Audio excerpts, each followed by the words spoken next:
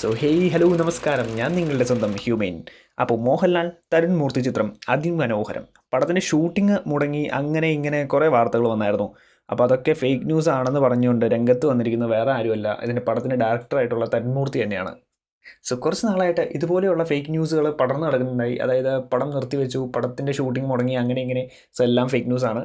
ഇനി Dulquer സൽമാൻ്റെ I am game ഒരു action commercial പടം മാത്രമല്ല, കുറച്ച് ഫാൻറ്റസി മോഡ് പടം കൂടിയാണ്. ആൻഡ് ഈ പടം ഡയറക്റ്റ് ചെയ്യുന്നത് RDXൻ്റെ ഡയറക്ടറായിട്ടുള്ള നിഹാസ് ഹിദായത്താണ്. One of a great hit മേക്കറാണ്. പടം മെയിനായിട്ട് പറഞ്ഞു പോകുന്നത് ബെറ്റിങ്ങിനെയൊക്കെ പറ്റിയാണ്. ഇതിലെങ്ങനെയാണ് ഫാൻറ്റസി എലമെൻറ്റ് വരാൻ പോകുന്നത് എന്നാണ്. It's interesting. ജോൺ അബ്രഹാം മലയാളത്തിലേക്ക് വരുന്നു. ഏതാ മൂഡ്.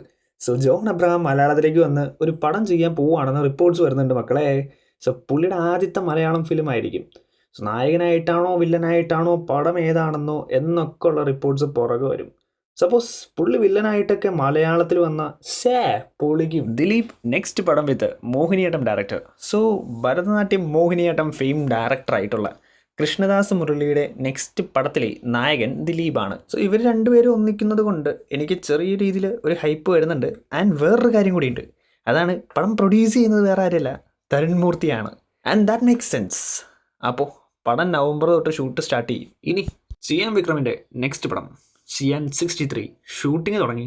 ആൻഡ് നായികയായിട്ട് വരുന്നത് നമ്മുടെ ദിലീലു, ശ്രിയ ഷിബു ആൻഡ് സന്തോഷ് നാരായണൻ മ്യൂസിക്. ഒരു പക്കാ മാസ് മസാല പടം. അപ്പോൾ ധന്യവാദ്, ശുക്രിയ.